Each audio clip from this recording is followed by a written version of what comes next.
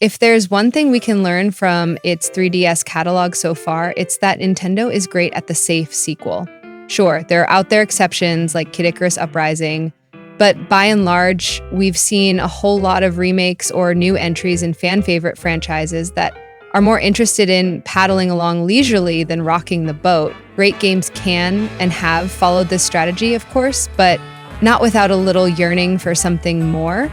And Paper Mario Sticker Star feels content with offering largely more of the same. Luckily for Sticker Star, more of the same is a charming formula certain to please the masses with its amazingly slick presentation, polished mechanics, and sharp wit that made the series so endearing in the first place. The problem is that it all feels incredibly familiar, largely lacking new and interesting characters or environments that haven't been done to death by now, and what is new doesn't quite reach its full potential. Sticker Star's premise is paper thin, serving mostly as a dull framework for all manner of other shenanigans throughout the game. During the annual Sticker Fest, held in Deckelberg, a city of toads apparently, in which the Sticker Comet comes along to grant everyone wishes, Bowser comes along and blows things up by accident, scattering powerful royal stickers all across the world that Mario and his new ally, Kersti, must venture out and collect. Plonk Bowser and all that jazz. Along the way, you'll run up against Kamek, Bowser Jr., familiar rogues, and lots of toads, but new faces are few and far between.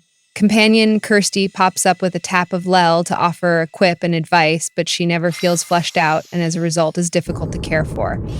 The supporting cast is mostly made up of toads, with virtually no sign of anyone more interesting, which is disappointing for a series that has otherwise proven itself quite fresh.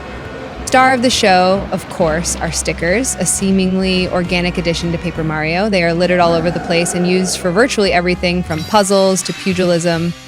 The series' turn-based combat makes a welcome return from its quick absence in Super Paper Mario and revolves entirely around seals.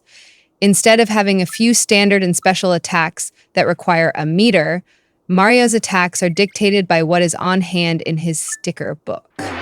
There is no shortage, as stickers are readily available all over the place, gathered by pulling them off walls, in boxes, and dropped by enemies. However, as certain stickers are more effective against specific types of enemies, along with a limited inventory and varying sizes, there is a certain layer of strategy to making efficient use of Mario's arsenal, especially when facing eclectic bands of foes. By default, only one sticker can be applied per turn, but taking a whirl on the battle spinner for a price can enable up to 3, allowing Mario to chain combos.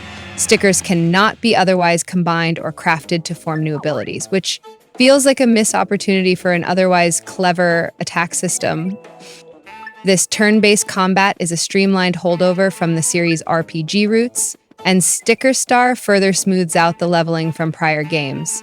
At this point, the RPG elements are entirely invisible.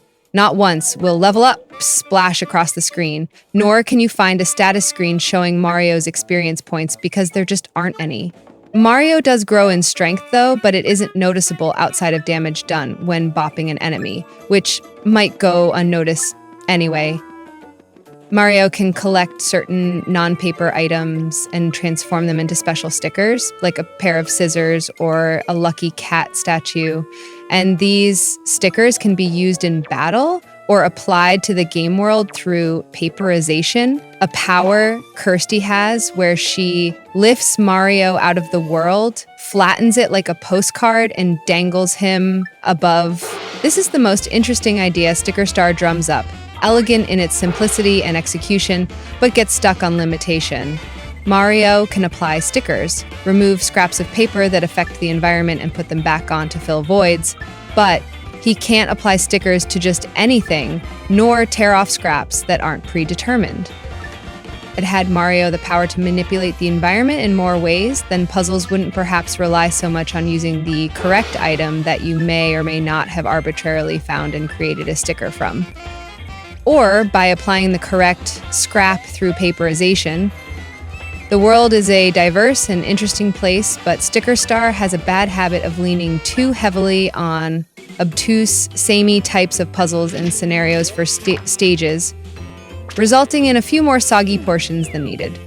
As this is the first portable Paper Mario, the game has been adapted into handheld-friendly stages spanning a fairly large world, and, rather pleasingly, the world map is somewhat non-linear, allowing you to tackle areas in whatever order you see fit. Collecting the star at the end of a stage opens up a new path on the map with plenty of hidden exits and items sprinkled about to encourage exploration.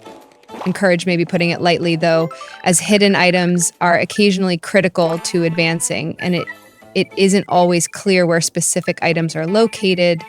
It's a somewhat obtuse way of progressing, but taking the time to explore thoroughly eases the pain down the line. While, yes, you can enter whatever available stage you choose, the experience is still somewhat linear, as you may not have the required items to proceed, but allowing this freedom goes a long way towards reducing the sense of the whole thing being on rails.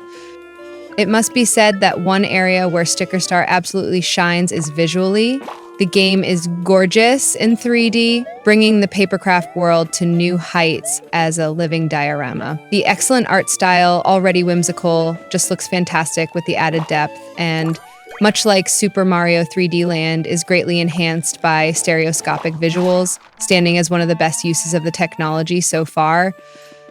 It doesn't change how the game plays, but the enhancement is so great that going back feels cheap and flat. Along with the sharp and clever writing, Sticker Star is without doubt one of the most charming games you can get on the platform.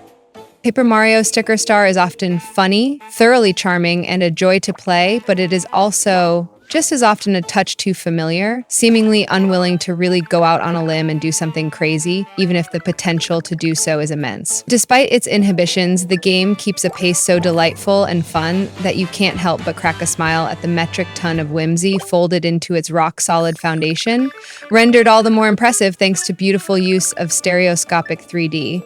Sticker Star might elicit some déjà vu, but a memory this bright is one worth remembering.